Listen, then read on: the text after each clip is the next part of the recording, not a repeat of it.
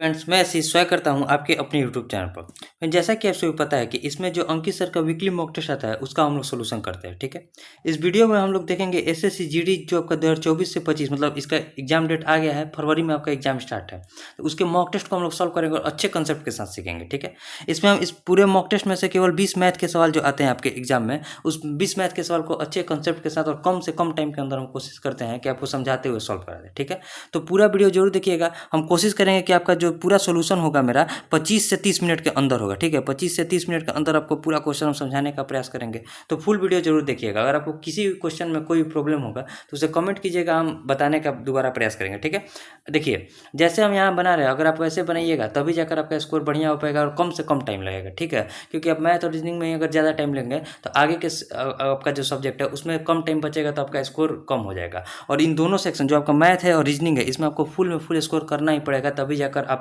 Merit list में आ पाइएगा। ठीक है, तो चलिए इसमें हम देखते हैं किस प्रकार से प्रश्न पूछे गए और कैसे उसे हम लोग सॉल्व करेंगे। तो स्टार्ट टेस्ट करते हैं।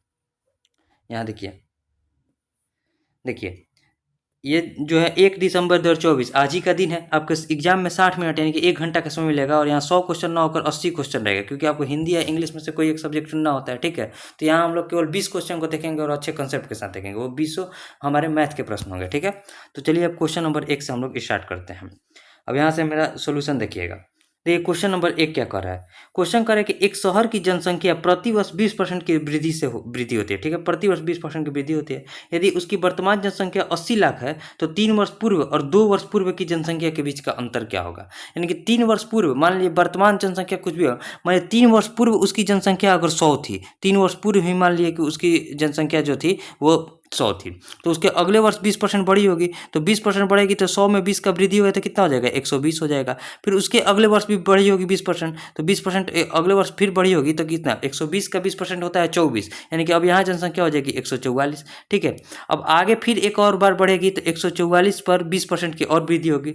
एक सेकेंड, यहाँ देखिए, यहाँ एक और 20% की वृद्धि होगी, तो 20% की जब भी वृद्धि होगी तो जनसंख्या यहाँ कितना हो जा रहा है, 80 लाख हो जा रहा है। ठीक है, यानी कि हम कह सकते हैं कि 144 में जैसे ही हम 20% की वृद्धि कर रहे हैं, यानी कि 20% की वृद्धि क्या लिख सकते हैं, 120 बटे में 100 कर रहे हैं, तो जनसंख्या हमारी हो जा रही है 80 लाख। ठीक है, 80 लाख हो जा रही है। इसको देखिए 20 से कटाएंगे तो 6 और 20 से कटाएंगे तो 5 हो जाएगा। यहाँ से देखिए, अगर यहाँ देखिए इसको अगर 9 से हम 16 से कटाते हैं तो 16 9 144 और 16 पंजे हो जाएगा हमारे पास 80 हो जाएगा। यानी कि यहाँ से 1 का वैल्यू किसके बराबर हो जाएगा, तो 5 में इससे गुना करेंगे तो ऊपर हो जाएगा 25 और नीचे में हो जाएगा 9 छक्के 54 के बराबर हो जाएगा। ठीक है, 9 छक्के 54 के बराबर हो जाएगा। अब हमसे कह रहा है क्वेश्चन में कि 3 वर्ष पूर्व और 2 वर्ष पूर्व जनसंख्या के बीच का अंतर क्या है। तो देखिए 3 वर्ष पूर्व जनसंख्या थी 100 और 2 वर्ष पूर्व, ये हमारा 2 वर्ष पूर्व जो हो गया, वर्तमान जनसंख्या कितना है 80 लाख, तो उससे 1 वर्ष और 1 वर्ष 2 वर्ष हो गया, तो इन दोनों के बीच का अंतर कितना है 20, यानी कि इस 20 का मान हमसे पूछा जा रहा है। तो क्या लिखेंगे 25 और बटे में 54 और गुना का हमारा हो जाएगा 20, यहाँ 20 कर देंगे। ठीक है, 20 हो जाएगा। अब देखिए अगर इसको हम 2 से कटाते हैं तो यहाँ हो जाएगा 27 और इसको 2 से कटाएंगे तो हो जाएगा हमारे पास 10, यानी कि 250 बटे 27 जो हो जाएगा हमारे पास राइट आंसर हो जाएगा। अब देखिए, अब इसे हम पूरा सॉल्व नहीं करेंगे, अब ऑप्शन को हम देखेंगे। हमारे पास यही 4 ऑप्शन है। अगर 27 से हम इसको कटाते हैं तो पहला अंक हमारे पास क्या आएगा, तो 27 नवैया होता है हमारे पास 243, यानी कि जैसे इसको कटाएंगे तो हमारे पास 27 नवैया कितना होता है, 27 नवैया होता है हमारे पास। देखिए 27 में जैसे हम 9 से भाग देंगे तो 27 में 243 होगा, यानी कि जो हमारा फर्स्ट अंक होगा 9 से स्टार्ट होगा, तो फर्स्ट अंक एक ही ऑप्शन में है 9। तो जब आप इसे सॉल्व कीजिएगा तो देखिए हम यहाँ 80 माने जबकि ये है 80 लाख, तो जब इसे सॉल्व करेंगे तो जितना भी आएगा हमारे पास पॉइंट में उसमें हम लाख से गुना करेंगे तो हमारा जो आंसर निकल कर आएगा 9,25,925.93 जो हो जाएगा इस क्वेश्चन का राइट आंसर हो जाएगा। तो इसे पूरा सॉल्व नहीं कर रहा है। जब आपको ज़्यादा कैलकुलेशन देखने को मिलता है तो आप ऑप्शन पर ध्यान दीजिए। ठीक है, यहाँ से हमारा राइट आंसर ऑप्शन डी निकल कर आ गया। अब इसे हम आगे सॉल्व नहीं करेंगे। उम्मीद है आपको मेथड जो है समझ में आ गया होगा। अब देखिए नेक्स्ट क्वेश्चन, क्वेश्चन करें कि अब इसे सॉल्व करना है। देखिए सिंप्लीफाई करना है तो इसे पीछे से स्टार्ट कीजिए। 9 में से 7 घटाएंगे तो कितना हो जाएगा 2, और 2 में 1 को जोड़ेंगे तो कितना हो जाएगा, ये हमारे मान आ गया 3। ठीक है, 17 में से 3 को घटाएंगे तो हो जाएगा 14, और 15 में 14 को जोड़ेंगे तो कितना हो जाएगा 29 हो जाएगा। 29 हो गया। अब 63 में से 29 को घटाना है, तो 63 में से 29 को घटाएंगे तो 13 में से 9 गया 4 और 5 में से 2 गया 3, यानी कि 34 जो हो जाएगा इस क्वेश्चन का राइट आंसर हो जाएगा, जो कि ऑप्शन नंबर ए में दिया है। तो ऑप्शन ए जो हो जाएगा इस क्वेश्चन का राइट आंसर। काफ़ी सिंपल क्वेश्चन है। ठीक है, अब देखिए next question, question number 3। Question करें कि स्वाति जो है 40,000 रुपया कमाती है, जिसमें से वह 25% बचाती है। वो शेष राशि भोजन और शिक्षा पर 3:2 के अनुपात में खर्च करती है। उसकी कुल आय शिक्षा पर किए गए व्यय का कितना परसेंट है? अब देखिए, पहले 25% वो बचाती है तो कितना परसेंट खर्च करती होगी? तो 75%। यानी कि 40,000 का 75% कितना हो जाएगा? तो 40,000 का जैसे ही हम 75% निकालेंगे, 75% यानी कि 3/4 निकालेंगे तो कितना हो जाएगा? 3/4, इसको कटाएंगे तो ये 10 हो जाएगा, 10 ती यहीं 30,000 रुपया हो जाएगा। ठीक है, 30,000 रुपया हो गया। ये इतना जो है खर्च करती है। और भोजन पर और शिक्षा पर उसका रेशियो क्या है? 3:2 है। यानी कि 3 और 2, 5 का मान किसके बराबर है? 30 के बराबर है। तो 5 का मान जब 30 के बराबर है तो यहाँ किससे गुना हो? 5 6 का 30, यानी कि इसका मान हो जाएगा 18,000 रुपया खर्च करती है। 18,000 रुपया खर्च करती है भोजन पर, ठीक है। और 6 दूनी का 12,000 रुपया खर्च करती है, 12,000 रुपया खर्च करती है शिक्षा पर, ठीक है।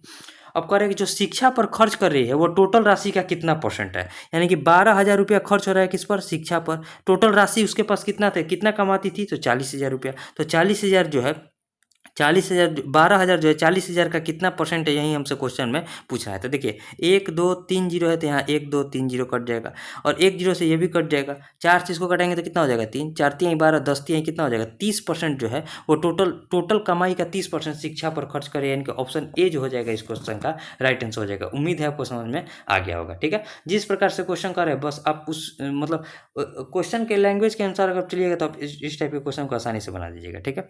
अब देखिए ये क्वेश्चन जो है, ये क्वेश्चन आपका फॉर्मूला पर है। देखिए क्वेश्चन क्या है कि 11 मीटर लंबा, 7 मीटर चौड़ा और 4 मीटर ऊंचे घनाभ का पृष्ठीय क्षेत्रफल हमें बताना है। तो देखिए घनाभ का जो टोटल सरफेस एरिया होता है उसका फॉर्मूला आपको याद होना चाहिए। क्या होता है? 2 इंटू लंबाई गुना चौड़ाई प्लस चौड़ाई गुना ऊंचाई और प्लस ऊंचाई इंटू लंबाई, यही होता है। अब इस फॉर्मूला पर पुट कर दीजिए। 2 इंटू, देखिए अब 11 साथे कितना होता है? 77। पहले इसमें गुना करेंगे तो यहाँ हो जाएगा 77 हो जाएगा। अब फिर क्या हो जाएगा? तो फिर देखिए 7 में 4 से गुना करेंगे कितना हो जाएगा? 28, तो यहाँ 28 लिख देंगे। फिर उसके बाद प्लस कितना हो जाएगा? तो 4 11 में गुना करेंगे तो 11 चौक 44 हो जाएगा, ठीक है। 44 हो जाएगा। अब सबको जोड़िए, 2 इंटू हो जाएगा 7 8 15 और 4 19, यहाँ 19 लिख देंगे। हाथ में लगा हमारे पास 1, 4 1 5, 5 और 2 7, 7 और 7 14, यानी कि 149 हो जाएगा। 149 दूनी कितना होता है? 298 जो हो जाएगा इस क्वेश्चन का राइट आंसर हो जाएगा, जो कि ऑप्शन नंबर ए में दिया, ठीक है। उम्मीद है आपको समझ में आ गया होगा। आप इस फॉर्मूला को अगर आप ध्यान में रखिएगा तो इस टाइप के क्वेश्चन को आप आसानी से बना लीजिएगा, ठीक है। अब देखिए नेक्स्ट क्वेश्चन को देखते हैं। Question number 5। क्वेश्चन नंबर 5 क्या है? क्वेश्चन कर रहा है कि दो स्टेशन ए और बी के बीच की दूरी 800 किलोमीटर है, ठीक है। एक ट्रेन ए से बी तक दूरी 90 किलोमीटर पर आवर की चाल से तय करती है और 65 किलोमीटर पर आवर की चाल से ए पर वापस आ जाती है, ठीक है। तो पूरी यात्रा के दौरान औसत चाल, देखिए जब हमें चाल दिया है और औसत चाल ही मतलब चाल ही पूछ रहा है तो इस दूरी से हमें कोई मतलब नहीं है। सीधे एवरेज स्पीड का एक फॉर्मूला होता है, एवरेज स्पीड का एक फॉर्मूला होता है, क्या होता है? 2 into 2ab by a plus b, ठीक है। ए प्लस बी हो जाएगा। अब देखिए 2 इंटू पहले जा रही है किस स्पीड से? तो 90 के स्पीड से। वापस कितने स्पीड से आ रही है? 65 के स्पीड से। और दोनों को जोड़ेंगे, 90 और 65 को जोड़ेंगे कितना होता है? 155 हो जाएगा, ठीक है। 5 से इसको कटाएंगे तो हो जाएगा हमारे पास 5 5 3 15, 31 5 155। 5 से इसको कटाएंगे तो हो जाएगा 13। अब देखिए लगभग में हमें आंसर अगर चाहिए, यहाँ पूरा सॉल्व नहीं करना, पॉइंट में आपका आंसर आ रहा है। तो देखिए 31 तिया कितना होता है? 93। यहाँ मान देते हैं कि ये 93 है, कट गया। तो जो भी आंसर आएगा, यहाँ 90 है जबकि हम इसको 93 माने, जो भी हमारे पास आंसर आएगा इससे कुछ कम होगा, यानी कि 13 3 39, 39 दूनी 78 से कुछ कम आंसर होगा, क्योंकि यहाँ 90 है न कि 93 है। तो 78 से कम कौन कौन सा ऑप्शन है? देखिए यहाँ पर 4 ऑप्शन है। ये 78 से ज़्यादा है तो ऑप्शन नहीं होगा, ये 78 से ज़्यादा है तो नहीं होगा। अब 78 से देखिए ये भी कम है और ये भी कम है, थोड़ा सा कम हमें चाहिए। तो थोड़ा सा कम कौन सा है? ऑप्शन नंबर डी ही है, क्योंकि 70 तो ज़्यादा कम हो जाता है। तो हमारे से यहाँ से राइट आंसर जो हो जाएगा 75.48 हो जाएगा, जो कि ऑप्शन नंबर डी में दिया है, ठीक है। उम्मीद है आपको समझ में आ गया होगा। तो यहाँ हमें इस दूरी से हमें कोई मतलब नहीं था, ठीक है, क्योंकि हमें एवरेज स्पीड ही निकालना था। अब देखिए नेक्स्ट क्वेश्चन को देखते हैं। Question number 6। क्वेश्चन नंबर 6 क्या है? कह रहा है कि पानी और जूस को 9:7 के अनुपात में मिलाकर एक पेय बनाया जाता है, ठीक है। यदि 160 लीटर पेय में x लीटर पानी और 2x लीटर जूस में मिलाया जाता है तो नया अनुपात 13:15 हो जाता है। तो पेय की मात्रा हमें बताना है। देखिए बहुत बढ़िया क्वेश्चन है। पानी है, वाटर है और जूस है, ठीक है। कह रहा है अनुपात दिया है 9:7 के अनुपात में, और बाद में अनुपात कितना हो जाता है? 13:15 के अनुपात में हो जाता है, ठीक है। यहाँ 9 से 13 कितना बड़ा है? तो 4 बड़ा है, ठीक है। और 7 से 15 कितना बड़ा है? 8। और यही हमारे पास कह भी रहा है कि पेय अगर 1 लीटर मिलाया जाता है तो पानी, अगर देखिए पानी जैसे ही 1 लीटर मिलाया जा रहा है तो जूस जो है 2 लीटर मिलाया जा रहा है, यानी कि ये इसका दोगुना भी है, यहाँ सेटिस्फाई कर रहा है। अब हमें कुछ नहीं करना है। तो देखिए 9 और 7, 16 का मान हमारे पास दिया है, किसके बराबर दिया है, तो 16 का मान दिया है 160 लीटर पे है, यानी कि 16 का मान 160 के बराबर दिया है, ठीक है, 160 के बराबर। तो हमसे पूछ रहा है कि जब अलग से जो मात्रा बनकर आया है मेरे पास, तो उसमें पे की मात्रा कितने है। तो देखिए यहाँ हमारे पास जो है सेटिस्फाई कर रहा है, ये भी 4 बड़ा है तो ये 8 बड़ा है, जो कि क्वेश्चन में कर रहा है। तो 15 और 13 28 का मान हमसे पूछा जा रहा है, ठीक है। तो देखिए 16 दहिया कितना होता है, इसमें यहाँ 10 से गुना हुआ है तो यहाँ भी 10 से गुना कर देंगे, यानी कि जो नया पे बन रहा है उसमें 280 लीटर जो हो जाएगा पे की मात्रा हो जाएगी, जो कि ऑप्शन नंबर बी हो जाएगा, ठीक है। उम्मीद है आपको समझ में आ गया होगा। ये एक एक लाइन का क्वेश्चन है, आप इसे मतलब मन में बना सकते हैं, ठीक है।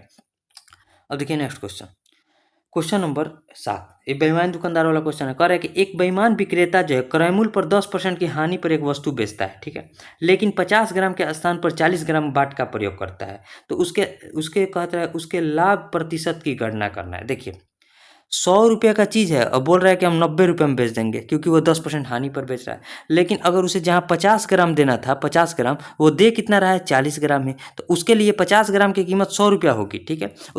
लेकिन 40 ग्राम की कीमत कितना हो जाएगा, जब 50 ग्राम का कीमत 100 रुपया है तो 40 ग्राम का कीमत हो जाएगा 80 रुपया। तो 80 रुपये के सामान को वो 90 रुपये में दे रहा है, तो यहाँ से लाभ कमा रहा है कितना का, 10 रुपये का। किस पर, तो इस 80 रुपये, क्योंकि उसके लिए जो क्रय मूल्य पड़ेगा 80 रुपया पड़ेगा, तो 80 रुपया पर और गुना 100 हमें परसेंटेज बताना है, ठीक है। यहाँ 1 जीरो से 1 जीरो कट जाएगा, 4 से कटाएंगे तो 2 और 4 से इसको कटाएंगे तो 25, 25 में 2 से भाग देंगे तो कितना हो जाएगा, 12.5% जो हो जाएगा इस क्वेश्चन का राइट आंसर हो जाएगा। यानी कि इतना जो है वो प्रॉफिट कमा रहा है। प्रॉफिट कितना कमा रहा है, तो 12.5% का, जो कि ऑप्शन नंबर ए में है, ठीक है। 50 ग्राम उसको देना था, दे रहा है 40 ग्राम, तो 40 ग्राम का कीमत देखिए, 50 ग्राम का कीमत 100 रुपया है तो 40 ग्राम का कीमत 80 रुपये हो जाएगा, यानी कि 80 रुपये के सामान को 90 रुपये में बेच रहा है, ठीक है। उम्मीद है आपको समझ में आ गया होगा। अब देखिए क्वेश्चन नंबर 8, क्वेश्चन नंबर 8 में करें कि एक व्यक्ति ने 11,520 रुपये में 2 भैंस खरीदी, ठीक है। एक भैंस को 15% की हानि पर बेचा और दूसरी भैंस को 19% के लाभ पर बेचा। यदि दोनों भैंसों का विक्रय मूल्य बराबर है तो पहली भैंस का क्रय मूल्य हमें बताना है। देखिए समझिए, मान लीजिए एक भैंस को उसने 15% की हानि पर बेचा है, तो 15% को आपको लिखना आना चाहिए, क्या लिख सकते हैं, 3/20 लिख सकते हैं। यानी कि 20 रुपये का अगर भैंस खरीद कर लाया है तो 3 रुपये कम में बेच रहा है, यानी कि 20 रुपये के सामान को वो 17 रुपये में बेच रहा है। और एक पर सॉरी 17 रुपये में बेच रहा है, ठीक है। और एक पर उसने 19% का लाभ कमाया, यानी कि 100 रुपये में खरीद कर लाया था, 119 रुपये में बेच रहा है, ठीक है। अब दोनों जगह बिक रहा है मूल्य, ये उसका सीपी है और ये उसका एसपी है, ये उसका क्या है, एसपी है। अब दोनों जगह विक्रय मूल्य बराबर करना है, तो इसमें भी 7 से गुना कर देंगे और यहाँ भी 7 से गुना कर देंगे, तो विक्रय मूल्य हमारे पास बराबर हो जाएगा। यानी कि यहाँ देखिए 20 साथ कितना होता है, 140 रुपये के सामान को 119 रुपये में बेच रहा है, और यहाँ 100 रुपये के सामान को जो है 119 रुपये में बेच रहा है। विक्रय मूल्य हमारे पास बराबर हो गया, ठीक है। अब देखिए यहाँ क्रय मूल्य को जोड़ेंगे तो कितना हो जाएगा, 240 रुपया, 140 को जोड़ेंगे तो 240 हो जाएगा। इस 240 का मूल्य, यानी कि उसके लिए क्रय मूल्य दोनों भैंसों का कितना पड़ा था, 11,520 रुपये, तो 11,520 कर देंगे। अब हमसे पूछ रहा है क्वेश्चन में कि पहले भैंस का उसका क्रय मूल्य बताना है, तो पहले भैंस का क्रय मूल्य कितना हो जाएगा, 140 का मान हमसे पूछ रहा है, तो बस निकाल दीजिए। यहाँ क्या करेंगे, 11,520, ठीक है, और बटे में हो जाएगा 240, बटे में 240 और गुना का 140 हो जाएगा, ठीक है। अब गुना कीजिए, 1 जीरो से 1 जीरो कटा देंगे। अगर इसे हम देखिए इसको हम 2 से, यानी कि अगर 2 से कटाते हैं तो यहाँ हो जाएगा 12, और 2 से इसको कटाएंगे तो यहाँ हो जाएगा 7 हो जाएगा। 12 से इसको कटाइए, 12 से कटाएंगे तो कितना हो जाएगा, 12 9 108, ठीक है, 7 2 12 6 72 जीरो, यानी कि 960 में 7 से गुना कीजिए, जीरो हो जाएगा, 7 6 42 हो जाएगा, ठीक है, 7 6 42 हो जाएगा, 7 9 63, 63 और 4 67, यानी कि 6720 रुपये जो हो जाएगा, पहला भैंस का कीमत हो जाएगा 6720, यानी कि ऑप्शन सी जो हो जाएगा इस क्वेश्चन का राइट आंसर हो जाएगा। उम्मीद है आपको समझ में आ गया होगा, बहुत बढ़िया क्वेश्चन है, ठीक है। उम्मीद है आपको समझ में आ गया होगा। थोड़ा बहुत कैलकुलेशन है, लेकिन अब उसे थोड़ा तो कैलकुलेशन करना पड़ेगा। अब देखिए नेक्स्ट क्वेश्चन, क्वेश्चन करें कि एक इलेक्ट्रॉनिक स्टोर में एक इमर्सन रॉड का अंकित मूल्य 900 रुपये, ठीक है। स्टोर इसकी बिक्री पर 12% की छूट प्रदान करता है, तो ग्राहक इसे इलेक्ट्रॉनिक स्टोर से किस कीमत पर खरीद सकता है। बहुत आसान क्वेश्चन है। 900 रुपये रॉड का कीमत है, ठीक है, और 12% का छूट दे रहा है, यानी कि 88% पर बेचेगा, तो 88% का मान निकाल दीजिए। यहाँ 2 जीरो से 2 जीरो कटा देंगे, 9 8 72, 9 8 72 और 7 79, यानी कि 792 रुपये में वो ग्राहक खरीदेगा, 792, यानी कि ऑप्शन बी जो हो जाएगा इस क्वेश्चन का राइट आंसर हो जाएगा, ठीक है। अब देखिए next question, question number 10, question number 10 में है कि 234 मीटर लंबी एक ट्रेन विपरीत दिशा में 9 किलोमीटर पर आवर की चाल से चल रहे एक व्यक्ति को 6 सेकंड में पार करती है। ठीक है, ट्रेन समान दिशा में 23.4 किलोमीटर पर आवर की चाल से चल रहे एक अन्य व्यक्ति को कितने समय में पार करेगी। देखिए समझिए, 234 मीटर अगर जा रही है तो एक व्यक्ति को देखिए, जब विपरीत दिशा में तो व्यक्ति की चाल और रेल की चाल आपस में जुटेगा, यानी कि x किलोमीटर पर आवर अगर रेल की चाल है तो यहाँ देखिए मीटर पर, यहाँ मीटर है ना, तो इसको भी मीटर पर सेकंड में पहले बदल दीजिए, थोड़ा आसान होगा। 9 किलोमीटर पर आवर को मीटर पर सेकंड में चेंज करेंगे, 9 गुने 5/18 करेंगे, 9 दूनी का 18, यहाँ कितना हो जाएगा, 2.5 हो जाएगा, यानी कि x प्लस का 2.5 हो जाएगा। ठीक है, x प्लस का कितना हो जाएगा, 2.5 हो जाएगा। ये हो गया व्यक्ति की चाल। ठीक है, बराबर टाइम कितना लग रहा है, तो बराबर टाइम लग रहा है 6 सेकंड का।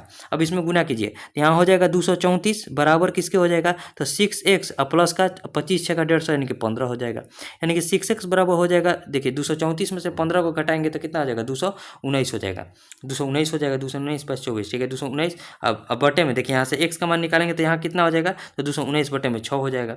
इसको कटाइए, 6 3 18 हो जाएगा। ठीक है, 3 9 6 4 36 हो जाएगा, 3 0 6 5 30, यानी कि 36.5 किलोमीटर पर आवर जो हो जाएगा, ये ट्रेन की स्पीड हो जाएगी। अब क्वेश्चन में कह रहा है कि ट्रेन जो है समान दिशा में 23.4 किलोमीटर पर आवर से चल रहे व्यक्ति को कितने समय में पार करेगी।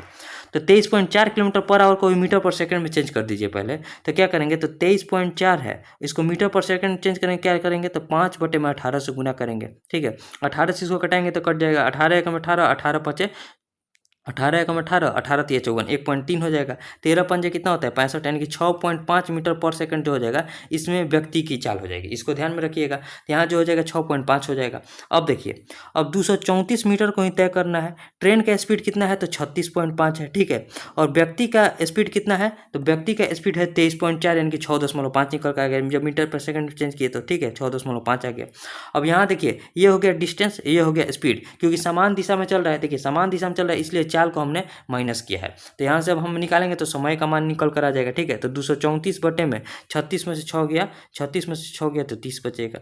अब देखिए 3 से कटाएंगे तो 3 3 7 21, 3 8 24 हो जाएगा, और एक 10 है, यानी कि 7.8 सेकंड जो हो जाएगा, यहाँ समय लगेगा 7.8 सेकंड। किस ऑप्शन में, ऑप्शन नंबर बी में, तो ऑप्शन बी जो हो जाएगा इस क्वेश्चन का राइट आंसर होगा। बहुत बढ़िया क्वेश्चन है। एक बार विपरीत दिशा में चल रहा है, तो विपरीत दिशा में जब भी ट्रेन चलता है तो ट्रेन की चाल और व्यक्ति की चाल आपस में जुटेगा और समान दिशा में घटता है। ठीक है, उम्मीद है आपको समझ में आ गया होगा।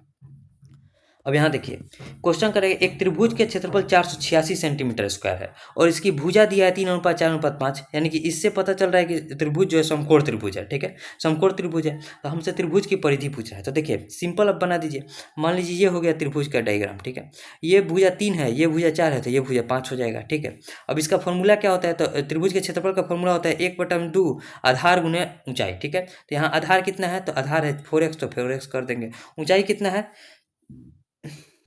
यहाँ x को हम दूसरा x न मानकर y मानते हैं, थोड़ा आसान रहेगा, 4y इंटू का 3y हो जाएगा। अब ये इसका मान दिया है, किसके बराबर दिया है, तो 486 के बराबर दिया है। कटाइए, 2 से इसको कटाएंगे तो 2 हो जाएगा, 3 दूनी का 6, 8 6 48, 81, यानी कि y स्क्वायर बराबर निकल कर आ गया हमारे पास 81। तो y का मान किसके बराबर हो जाएगा, 9 के बराबर हो जाएगा। ठीक है, अब हमसे पूछ रहा है त्रिभुज की परिधि, तो परिधि क्या होता है, तीनों भुजाओं के योग के बराबर हो जाएगा। तो देखिए 5 और 4, देखिए 5 और 4 9, 9 और 3 12, इस 12y का मान हमसे पूछा जा रहा है। तो 12y का मान निकाल देंगे, 12 गुना का 9 कर देंगे, 12 9 ये कितना होता है, 108। तो 108 जो हो जाएगा इस क्वेश्चन का राइट आंसर हो जाएगा, जो कि ऑप्शन नंबर सी में दिया है। ठीक है, उम्मीद है आपको समझ में आ गया होगा। अब देखिए क्वेश्चन नंबर 12, क्वेश्चन करें कि आकाश और विकास एक कार्य को 40 और 60 दिन में पूरा कर सकता है। ठीक है, आकाश से शुरू करते हुए एकांतर दिनों में बारी बारी से कार्य करते हैं, तो संपूर्ण कार्य कितने दिन में पूरा होगा। देखिए एक आकाश है और एक कौन है, विकास है। ठीक है, आकाश कर रहा है काम को 40 दिन में और विकास कर रहा है 60 दिन में, दोनों मिलकर काम का एफिशिएंसी, मतलब दोनों का एलसीएम कितना हो जाएगा, तो कहिएगा 120 हो जाएगा। यही हमारे पास टोटल कार्य हो जाएगा। ठीक है, 40 दिया 120, 60 दूनी का 120, ये दोनों का एफिशिएंसी आ गया। अब पहले दिन आकाश काम करेगा तो कितना काम करेगा, 3 काम करेगा। फिर अगले दिन विकास आएगा, काम करेगा तो एक दिन में 2 काम करेगा, यानी कि यहाँ से देखा जाए तो 2 दिन में काम हो कितना रहा है, तो 5 काम। हमें काम करना कितना है, 120, यानी कि ये इसका कितना गुना है, 24 गुना, तो दिन में भी हम 24 से गुना कर देंगे, यानी कि टोटल 48 दिन में देखा जाए तो पूरा 120 काम कंप्लीट हो जाएगा। तो 48 दिन जो हो जाएगा इस क्वेश्चन का राइट आंसर हो जाएगा। ठीक है, उम्मीद है आपको समझ में आ गया होगा। ठीक है, अब देखिए next question, question number 13, question number 13 में करें, किसी निश्चित राशि पर 4 वर्ष के लिए 14% वार्षिक ब्याज दर से मिलने वाला साधारण ब्याज उसी राशि पर 8 वर्ष के लिए समान दर से मिलने वाले साधारण ब्याज से 160 रुपया कम है, तो राशि ज्ञात करना है। देखिए एसआई क्या होता है, एसआई बराबर जो होता है रेट इंटू टाइम होता है, ठीक है, रेट इंटू का टाइम होता है। अब रेट है कितना, देखिए रेट है 14% और टाइम कितना ले रहा है 4, यानी कि इसका मान कितना आ गया 14 चौके 56% आ गया। अब कह रहा है कि देखिए समय हो गया है हमारे पास 8 वर्ष और रेट वही है, रेट है तो 14 8 कितना होता है 112, यानी कि 112% और 56% का अंतर कितना हो जाएगा, तो कहिएगा 56%। इन दोनों का अंतर यानी कि दोनों 112 में से 56 को घटाएंगे कितना हो जाएगा 56%। इसी का मान दिया है किसके बराबर, तो 160 के बराबर। तो हमसे पूछा जा रहा है राशि यानी कि 100% पर राशि हो जाएगी, इसका मान पूछा जा रहा है। बस निकाल दीजिए 160 और बटे में 56 और गुना का हो जाएगा हमारे पास 100, ठीक है।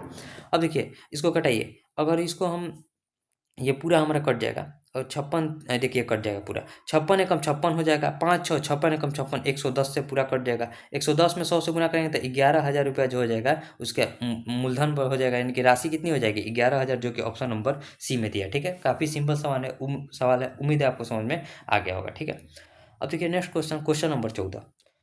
क्वेश्चन नंबर 14 में कह रहा है कि दो संख्याओं का योग 28 है, उनके वर्गों का योग 528 है, तो दोनों संख्याओं के गुणनफल का वर्गमूल। देखिए समझिए, यहाँ मान लीजिए संख्या है ए और बी, ए प्लस बी का मान दिया है 28, ठीक है। दोनों संख्या का वर्ग करते हैं, यानी कि ए स्क्वायर प्लस बी स्क्वायर का मान दिया है किसके बराबर, तो कह रहा है 528 के बराबर। तो हमसे क्वेश्चन कर रहा है कि रूट ए बी का मान आप बताइए, रूट ए बी का मान, ठीक है, इसी का मान हमसे पूछ रहा है। तो देखिए अगर यहाँ हम दोनों तरफ स्क्वायर करते हैं, दोनों तरफ होल स्क्वायर करते हैं, यानी कि इस समीकरण में दोनों तरफ होल स्क्वायर करते हैं, तो यहाँ क्या लिखेंगे ए प्लस बी का होल स्क्वायर। हम डायरेक्ट चाहे तो लिख सकते हैं, लेकिन आपको यहाँ समझा रहे हैं, तो यहाँ हो जाएगा 28 का स्क्वायर, ठीक है।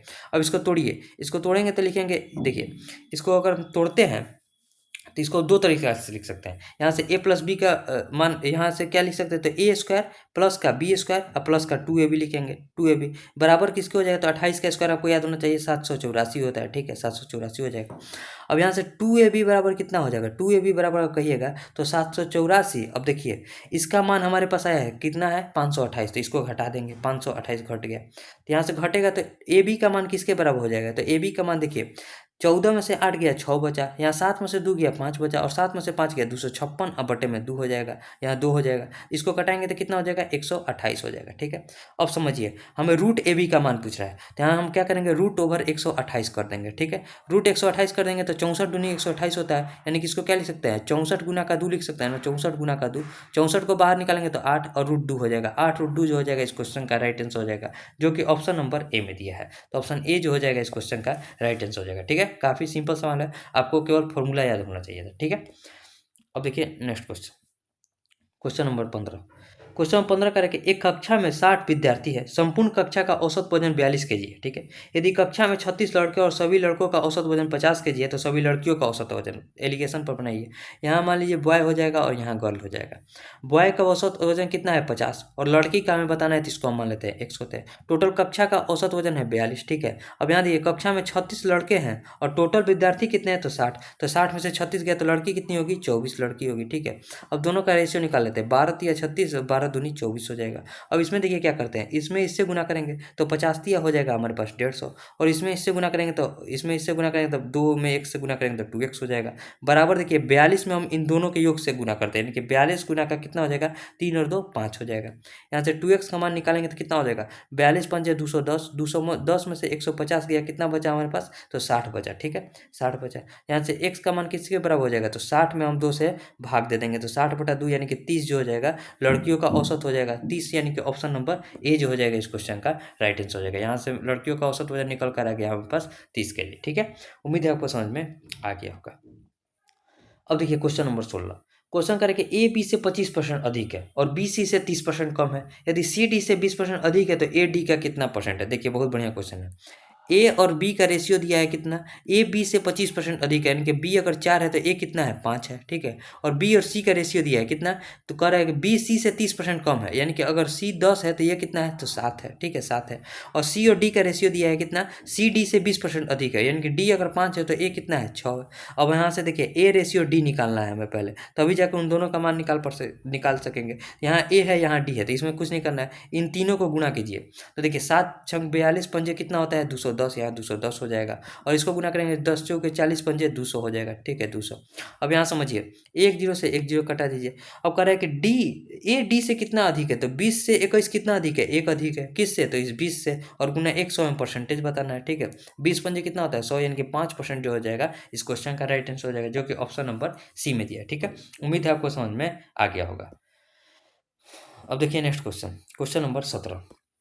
क्वेश्चन नंबर 17 में कह रहा है कि एक विभाजन क्रिया में भाजक भागफल का 14 गुना है और शेषफल का 7 गुना है, ठीक है। यदि शेषफल 34 है तो भाज्य हमें बताना है। देखिए भाज्य का फॉर्मूला आपको याद होना चाहिए। पहले देखिए यहाँ से समझिए, एक भाजक है यानी कि एक भाजक है, ठीक है, और एक क्या है भागफल है, और एक है शेषफल है।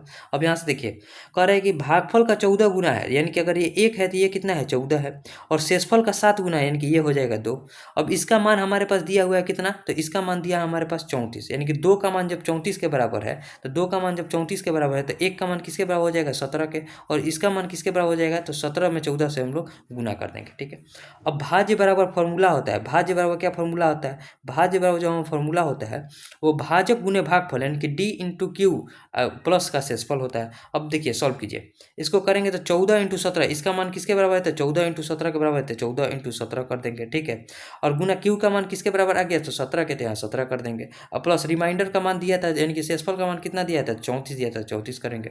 अब इतना गुना नहीं करना है। अब देखिए पहले हम ऑप्शन देखेंगे, ऑप्शन देखते हैं तो सबका इकाई अंक अलग अलग है, बस अब हमारा आंसर एक लाइन में आ गया है। जब इकाई अंक अलग अलग है तो देखिए 4 7 28, यहाँ हो जाएगा इकाई अंक 8, 8 7 56, यहाँ इकाई अंक हो गया 6, 6 में 4 को जोड़ेंगे तो इकाई अंक के स्थान पर 0 आएगा, इकाई अंक के स्थान पर 0 एक ही ऑप्शन में है, तो ऑप्शन नंबर डी जो हो जाएगा इस क्वेश्चन का राइट आंसर हो जाएगा। जब आप इसे सॉल्व कीजिएगा तो 4080 ही निकल कर आएगा, तो 4080 जो हो जाएगा इस क्वेश्चन का राइट आंसर हो जाएगा, ठीक है। उम्मीद है आपको समझ में आ गया होगा। अब देखिए हम लोग देखते हैं क्वेश्चन नंबर 18 को। क्वेश्चन करें कि दो संख्या 2:3 के अनुपात में है, उनके एलसीएम और एचसीएफ का गुणनफल 7350 है, तो दोनों संख्या के बीच का अंतर। देखिए दो संख्या का गुणनफल जो होता है, दो संख्या का गुणनफल वो बराबर किसके होता है, तो एलसीएम गुना एचसीएफ के बराबर होता है, ठीक है। तो दोनों संख्या का हमारे पास रेशियो दिया है 2:3 दिया है, तो इन दोनों को गुणा करते हैं तो क्या लिखेंगे 2x इंटू का 3x हो जाएगा, बराबर किसके हो जाएगा, तो एलसीएम और एचसीएफ का गुणनफल दिया है हमारे पास 7350 के बराबर हो जाएगा, ठीक है। यहाँ से 2 से देखिए 2 3 6 से अगर इसको डायरेक्ट हम कटाते हैं तो कितना कटेगा, 2 3 6 से जो अगर डायरेक्ट हम कटाएंगे तो यहाँ हो जाएगा देखिए 6 एकम 6, 1 3 6 दूनी का 12, 6 दूनी का 12 हो जाएगा, ठीक है। फिर 1 5 6 दूनी का 12, 6 पंजे 30, यानी कि 1225 से कटेगा, यानी कि एक्स स्क्वायर का मान आ गया 1225 के बराबर। अब यानी कि एक्स का मान किसके बराबर हो जाएगा, तो इसका रूट ओवर कितना होता है 35, 35 का स्क्वायर 1225 होता है, यानी कि यहाँ एक्स का मान आ गया 35। अब हमसे कह रहे हैं कि दोनों संख्या के बीच का अंतर कितना हो जाएगा, तो 3 में से 2 को घटाएंगे, यानी कि 1 का मान ही पूछ रहा है, यानी कि एक्स का मान किसके बराबर हो जाएगा 35, यही जो हो जाएगा हमारे पास राइट आंसर हो जाएगा, जो कि ऑप्शन नंबर ए में दिया है, ठीक है। उम्मीद है आपको समझ में आ गया होगा। अब देखिए next question, question number 19। Question number 19 में क्या है, कह रहा है कि एक टैंक को तीनों पाइप ए बी सी द्वारा 3 घंटे में भर दिया जाता है, ठीक है। पाइप ए पाइप सी से 6 गुना तेज और पाइप बी से 2 गुना तेज है। पाइप कह रहा है पाइप बी और सी को टैंक भरने में कितना घंटा लगेगा। देखिए यहाँ एक है ए है, एक बी है और एक सी है, ठीक है, एक बी और सी है, तीनों मिलकर जो है तीनों मिलकर 3 घंटे में पाइप को भर सकता है। अब कह रहा है कि पाइप ए सी से 6 गुना तेज, यानी कि सी अगर 1 है तो ये कितना है 6 है, ठीक है, और बी से 2 गुना तेज, यानी कि ये हो जाएगा 2, ठीक है, 2 हो जाएगा। अब इन तीनों के पास हमारे पास एफिशिएंसी पता चल गया। अब देखिए टैंक की क्षमता अगर हम देखेंगे, टोटल टैंक की क्षमता कितनी है, यानी कि टोटल टैंक का क्षमता कितना है, कैपेसिटी कितना है, सॉरी, और टोटल हम टैंक के कैपेसिटी देखेंगे तो 3 घंटे में भर दे रहे हैं, ठीक है, तीनों मिलकर, तो 6 2 8 और एक 6 2 8 और एक 9 के एफिशिएंसी से भरेंगे, ठीक है, 6 2 8 और एक 9 के एफिशिएंसी से भर रहे हैं। अब यहाँ से देखिए, सॉरी यहाँ देखिए, यहाँ गलती है, यहाँ देखिए यहाँ 2 गुना तेज है ना, तो यहाँ बी का मान 3 के बराबर हो जाएगा, ठीक है। यानी कि अब टैंक का टोटल कैपेसिटी देखें तो 3 घंटे में भरे 6 और 3 9 और एक 10 के एफिशिएंसी से भरेंगे, ठीक है। अब हमसे बोल रहा है कि बी और सी भरेंगे, तो बी और सी किस एफिशिएंसी के साथ भरेंगे, तो 3 और 1, यहाँ उसका कैपेसिटी है, ठीक है, कैपेसिटी है। तो देखिए टोटल क्षमता कितना है टैंक की, तो 30 है, और उसको बी और सी किस एफिशिएंसी के साथ भरेंगे, तो 4 के एफिशिएंसी के साथ भरेंगे, तो 30 काम को 4 के एफिशिएंसी करेंगे तो कितना टाइम लगेगा, तो यहाँ हो जाएगा 2 और यहाँ हो जाएगा 15, 15/2 पूर्णांक में लिखना है तो 7.1/2 घंटा जो हो जाएगा इस क्वेश्चन का राइट आंसर हो जाएगा, जो कि ऑप्शन नंबर डी में दिया है, ठीक है। उम्मीद है आपको समझ में आ गया होगा। अब आज का आखिरी सवाल देखते हैं, क्वेश्चन नंबर 20 को। क्वेश्चन नंबर 20 कह रहा है कि 18,000 रुपये की राशि 18% की दर पर अर्धवार्षिक चक्रवृद्धि ब्याज पर उधार दी जाती है। ठीक है, यदि ऋण 18 महीने के बाद अदा किया जाता है तो इसे निकटतम 10 रुपये में पूर्णांकित किया जाता है तो चुकाया गया ब्याज क्या होगा। देखिए निकटतम तक बताना है तो आप आसानी से बना सकते हैं। यहाँ देखिए 18,000 रुपया है तो 18,000 कर देंगे। ठीक है, अब इसको 3 बार रेट लगाना है क्योंकि अर्धवार्षिक रूप से ब्याज अदा कर रहा है। ठीक है, अर्धवार्षिक रूप से, तो यहाँ से ब्याज को हम आधा कर देंगे तो ये हो जाएगा 9%। ठीक है, 9%, और इसको हम लोग दोगुना कर देंगे। ठीक है, 3 बार रेट लगेगा तो 9% पर 3 बार लगेगा तो यहाँ भी 9% हो जाएगा, यहाँ भी 9% और यहाँ भी 9% हो जाएगा। 18 9 कितना होता है 162, यानी कि 1620 हो जाएगा। और यहाँ कितना हो जाएगा 1620 ही हो जाएगा, और यहाँ 1620 हो जाएगा। चूंकि चक्रवृद्धि ब्याज में ब्याज पर ही ब्याज लगता है, यानी कि इस पर भी 9% का ब्याज दोनों पर लगेगा, तो इसका 9% कितना हो जाएगा, तो 9 दूनी का 18, 16 9 144 और 145.8 हो जाएगा। यहाँ भी 145.8 हो जाएगा, और यहाँ भी इस पर भी ब्याज लगेगा 9% का, तो यहाँ भी 145.8 लगेगा। अब देखिए एक ये बच गया, अब इस पर भी 9% का ब्याज लगा दीजिए। लगाएंगे तो 9 8 72, 9 5 45, 45 और 7 कितना होता है 45 और 7 52 हो जाएगा, तो यहाँ 2 हो जाएगा। हाथ में लगा 5, 9 चौके 36 और 5 41, हाथ में लगा हमारे पास 4, 9 1 9 और 4 13, यानी 13.122। अब सबको एक एक इकाई ले लेंगे, तीनों को जोड़ेंगे तो कितना हो जाएगा 16 3 4860 रुपया यहाँ हो जाएगा। ठीक है, अब इनको 146 मानते हैं। 146 में अगर हम 3 से गुना करते हैं तो देखिए 146, 145.8 है तो 146 मान लेते हैं। 146 में 3 से गुना करेंगे कितना हो जाएगा, 3 चक 18, 14 3 42 और 1 14 3 42 और 1 कितना हो जाएगा 42 और 1 43, यानी कि 438 हो जाएगा। ठीक है, यानी कि देखिए 6 18 हो जाएगा, 14 42, 14 42 और 1 43, यानी कि 438 हो जाएगा। यहाँ 438 लिख देंगे, और यहाँ 13.1 है तो इसको 13 ही मान लेते हैं। अब सबको जोड़ दीजिए, 8 और 3 11, 6 3 9 1 10 और 1 11, 8 4 12 और 1 13 हो जाएगा। 8 4 12 1 13, और यहाँ हो जाएगा 4 और 1 5, 5311 जो हो जाएगा इस क्वेश्चन का राइट आंसर हो जाएगा। तो देखिए 5311 के आसपास एक ही ऑप्शन है, ऑप्शन नंबर डी 5310 जो हो जाएगा। इसको एग्जैक्ट मान तो ये हो गया, इसके आसपास कौन सा आंसर है 5310, यानी कि ऑप्शन डी जो हो जाएगा इस क्वेश्चन का राइट आंसर हो जाएगा। थोड़ा कैलकुलेटिव जरूर है, लेकिन आप उम्मीद है आपको समझ में आ गया होगा। अब टोटल हमारे पास 20 क्वेश्चन बन गया, अब इसे हम लोग सबमिट कर देते हैं। व्यू रिजल्ट, यहाँ देखिए हम आपको 20 क्वेश्चन बताए हैं। ठीक है, 20 का 20 करेक्ट है, और अभी तक 18,197 लोगों ने इस टेस्ट को दे दिया है। आप भी इस टेस्ट को जरूर दीजिए, आप फुल मॉक को दीजिएगा। आप कोई भी क्वेश्चन में प्रॉब्लम होगा तो इसे कमेंट कीजिएगा। हम उम्मीद किए हैं कि आपको सारे 20 क्वेश्चन समझ में आए होंगे। ठीक है, किसी भी क्वेश्चन में डाउट होगा तो उसे भी कमेंट में बताइएगा। ठीक है, अब मिलेंगे नेक्स्ट वीडियो में, तब तक के लिए जय हिंद।